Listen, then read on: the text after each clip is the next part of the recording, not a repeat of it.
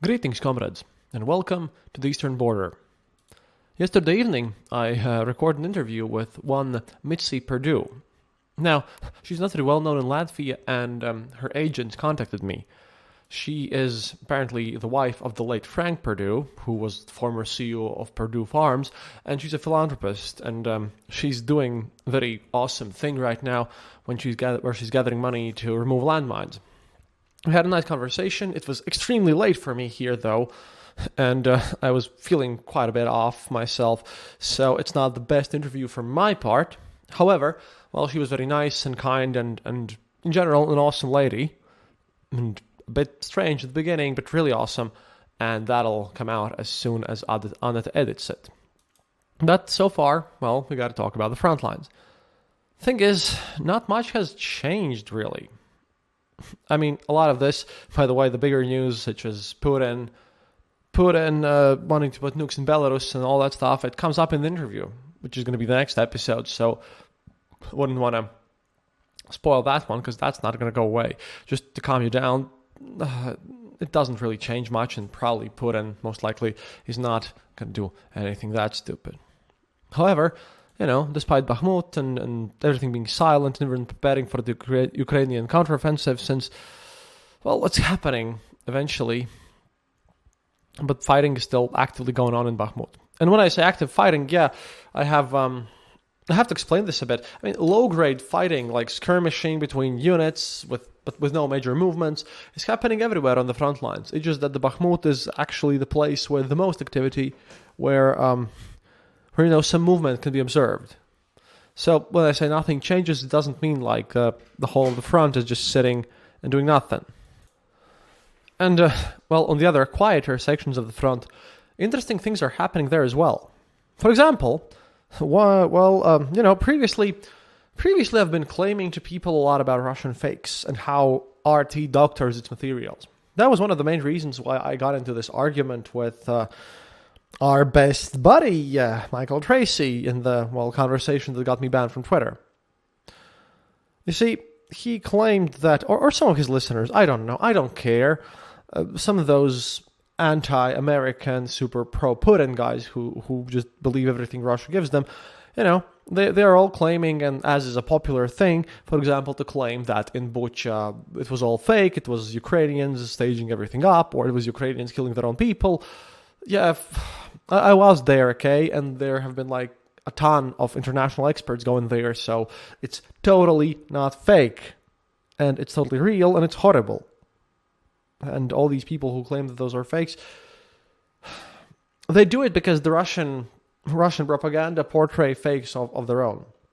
And me, I knew that constantly, because they were just pumping out the stuff that was totally fabricated for 8 years, and even before that, they've been doing this all the time.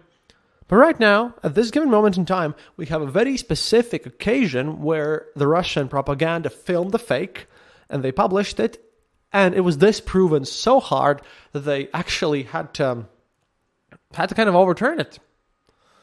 Thing is, you might have seen the video where with a kind of a video registrator thing, dash cam, I suppose that's in English, the one that you put in front of your car when you're driving around. With that, there was sort of a filmed an incident where apparently, according to this video, a lady overtook some Ukrainian army guys, in a block post or something, one of those places, and then they yelled at her, for not speaking Ukrainian and speaking Russian, and all treated her like garbage, and then shot in the air or something, just to make Ukraine look bad.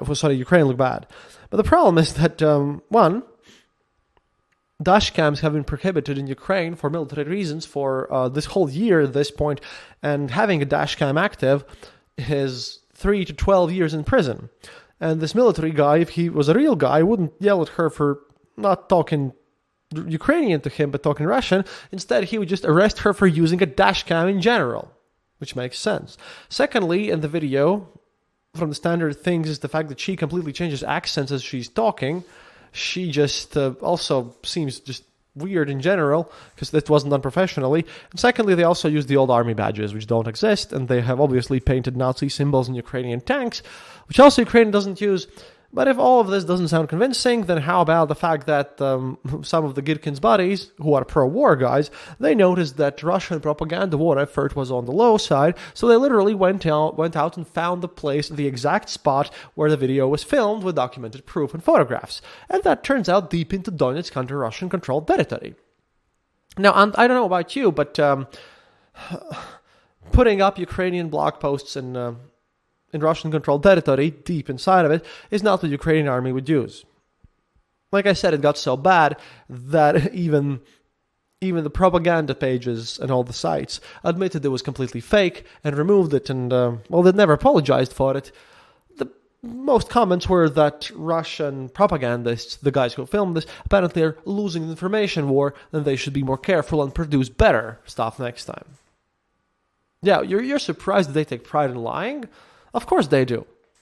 Again, this comes from the Russian criminal mindset. It is what it is. But yeah, this is just kind of the sidelines. I just thought it was important since right now we finally have the very first super documented evidence that Russia has fabricated things. Mind you, in all the cases when Russia has accused Ukraine of doing the same, we have found the evidence of the contrary instead. So Ukraine is much more trustworthy. But if you see something in Russian news, you should double and triple check it, because right now, I don't know, they're lying more than usual. But my whole episode wasn't supposed to be about this one. After all, like I said, a lot of this is going to go in tomorrow's interview, which again, I think I butchered myself, but my guest, Mitzi was super happy, and at least she seemed so. Hope it wasn't faked, but hey, I'm going to post the charity she's working on as well, but that's not my best work that I'm super proud of, just warning you before everything. But after all my problems and everything, I just wanted to talk a bit more about Wagner Group. Since, Wagner Group has been waging an offensive war to gain control of Bakhmut for more than 7 months now. As of March 21st, Wagner Group claims to have captured 70% of the city. And this increasingly appears likely to gain control of the rest. Ukraine's fighting back, and it's very slow, and nobody thought it would hold that long, but yeah, Wagner is still pushing on. So, they're doing something while the rest are not, and although it's a fighting retreat for the Ukrainians, and the recalculated one, Wagner Group isn't achieving all of their potential, we have to say that Wagner Group is by far the most successful military unit Ukraine has. So, what differs them from everything else? Well, you see, for the first few weeks of Russia's full-scale war against Ukraine, this Wagner Group was not even involved. It wasn't until April 2022 that Wagner units have been deployed in Popanska. At that point, the Ukrainian-held city in the Luhansk region that had been on the contact line between Ukrainian troops and the Russian proxy forces since 2015, and thus was well equipped to defend itself. At that point, Russia's military command, which had by then suffered defeats in Kiev, Kharkiv, and Mykolaiv regions, launched offensives in multiple directions at once in the Donbas. Most of these assaults failed, but Wagner mercenaries, and scumbags who try to literally kill me, and in general pieces of trash, if someone tries to kill you, you get to call them names.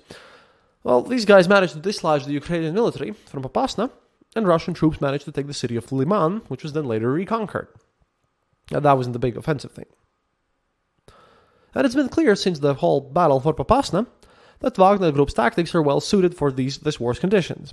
There's a video from that period that shows an assault group of mercenaries overtaking the positions of a larger Ukrainian unit with help from a reconnaissance drone. The clip stands in stark contrast to the images of urban combat that emerged from Mariupol and Rubizhny about around the same time.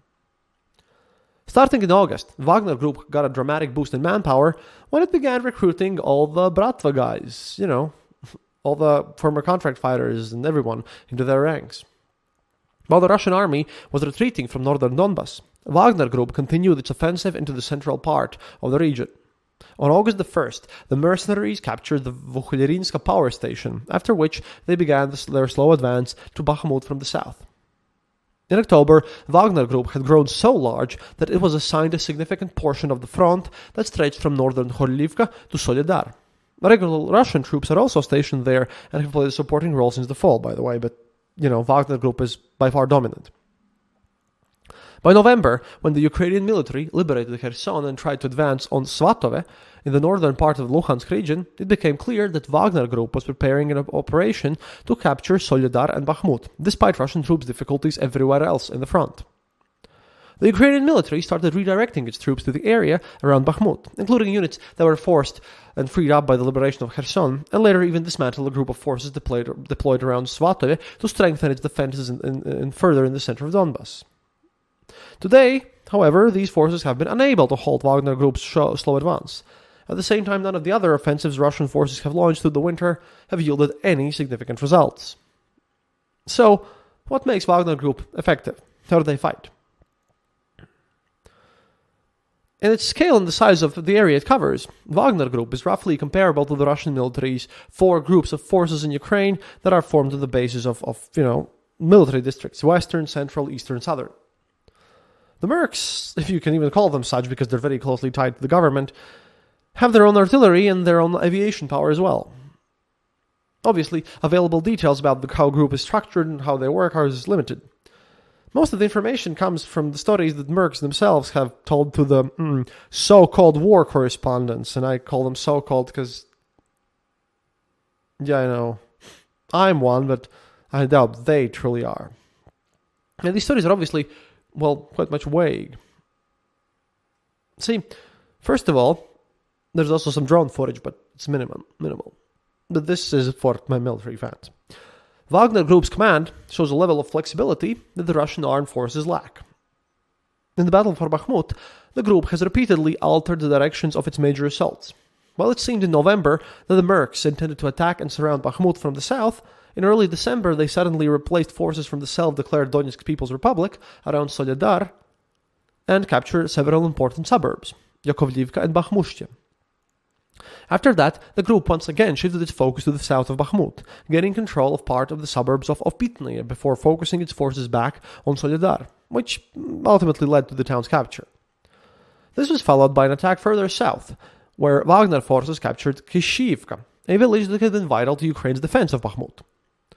These frequent shifts in the direction of impact took a clear toll of Ukraine's reserve forces. This approach differs fundamentally, for example, from the offensive on Vuhledar, where Russia's command from the Eastern Military District has just repeatedly been launching attacks along the same roads for months and just smashing their heads in. That's the thing. Wagner Group operates way more like a modern military, with where you tell the Marines that you want to capture that mountain, and then the Marines just, do their best. You don't ask them how. Meanwhile, in Russia, it's super strict and controlled from the top down. The soldiers are not just told to basically hold on to something, but they're also micromanaged and told how to do it, which is very bad in military. I even think Wagner Group might as well, use the OODA loop, observe, orient, direct, attack, if I'm not mistaken. Although, I wouldn't have called myself an expert on these matters a year ago, but at this point, I guess I know a thing or two. Wagner Group's forces, by the way, are organized into assault detachments, not regular kind of things, that are themselves made up of assault groups. And Wagner Assault Group, reported by Ukrainian journalists and soldiers, have reported that, this can contain between 7 and 50 fighters. These assault groups from Wagner try to approach Ukrainian positions unnoticed by moving at night, taking cover, and etc. Practically every group is accompanied by the reconnaissance drone, whereas Russian armed forces are expecting a drone shortage and they're living through one, which studies Ukraine's positions in detail. Wagner Group, that is. Wagner Group commanders and their deputies reportedly received detailed plans on electronic maps which show the routes each mercenary should take. According to intelligence data, the resources necessary for each battle are also calculated in advance, including the number of stormtroopers that will give the group a numerical advantage and the amount of ammunition necessary to suppress Ukraine's firing points. Most Wagner units have reinforcements in the form of artillery that process, as they call it, Ukrainian positions after they're attacked. Suppression fire from these reinforcements makes possible for storm groups to get close to the targeted positions. After that, a fire group carries out strikes on identified Ukrainian firing points from mortars, automatic grenade launchers, and/or hand grenade launchers. After that, the Mercs begin storming the trenches or buildings where the Ukrainian troops are posted. These attacks are guided by commanders who are observing the events remotely with the help of drones using protected means of communication, which is also a thing that regular Russian army lacks completely.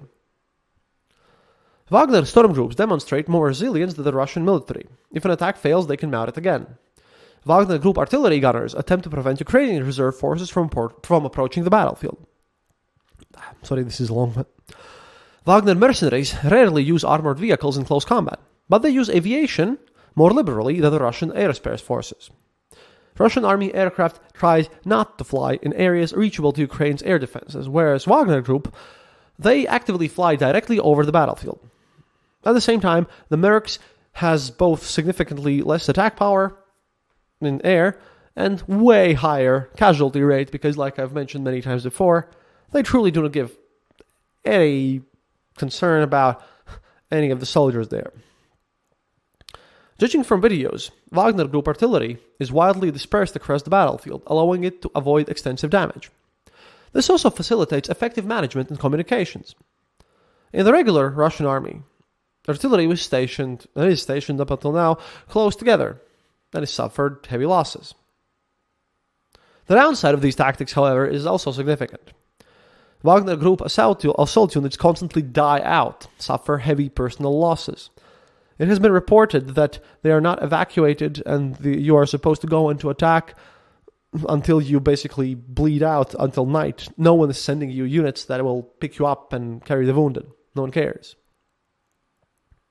According to Ukrainian soldiers and journalists, the highest losses are among the mercenaries who storm Ukrainian trenches directly.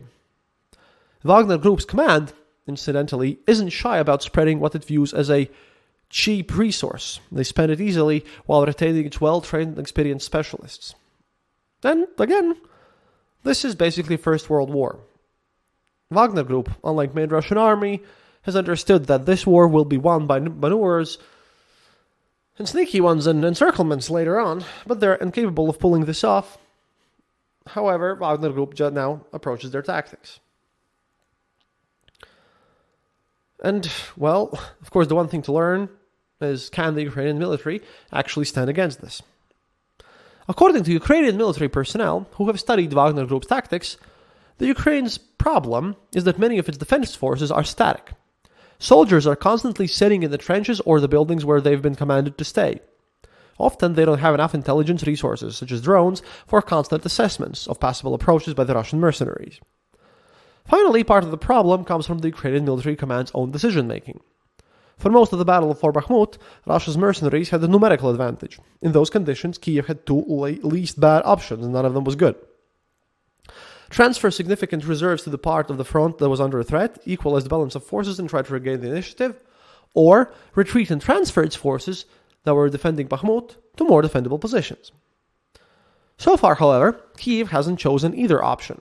The troops it has transferred to Bakhmut, meanwhile, haven't been enough. Most likely, Ukraine's military will be forced to decide sooner or later, but in worse conditions than if it had done so, for example, a month ago.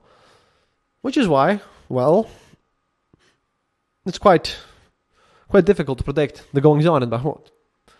Because again, this is why it's important. This is why the fights are happening there. Because Wagner Group, out of all the Russians that are fighting in this war, is just doing it differently. Ruthlessly. They truly and absolutely don't care about casualties or losses, but, well, they reach results. The only ones Russia has, as few and far between and tiny as they are. Which is obviously good for all of us here. But there you go. This has been the news. Next episode is going to be the interview, whenever that's edited. And if something interesting happens, we'll of course jump onto it. It's just that I feel quite bad, again, about making episodes when not much is happening. But working constantly on bigger projects so far. And as usual in all of the episodes, if you would consider becoming our patron in patreon.com/theeasternborder, we would very much appreciate it. And also you can just go to theeasternborder.lv and click the donate button there. Thus, making a one-time payment or something. Your help literally pays my salary, because money I get from sponsors and ads, it gets eaten up by Acast, who host my show in Sweden and relate internationally, so that really doesn't matter a lot. It's like, $100, $200 per month, which I give to Andit for editing. So it's you guys who pay my salary, and thank you for that. Dealing with a lot of paperwork now, but hey, much more happier than the last time. And that was a really hard episode to make. So all in all, Thank you for listening. До свидания, товарищи. And as usual, happiness is mandatory.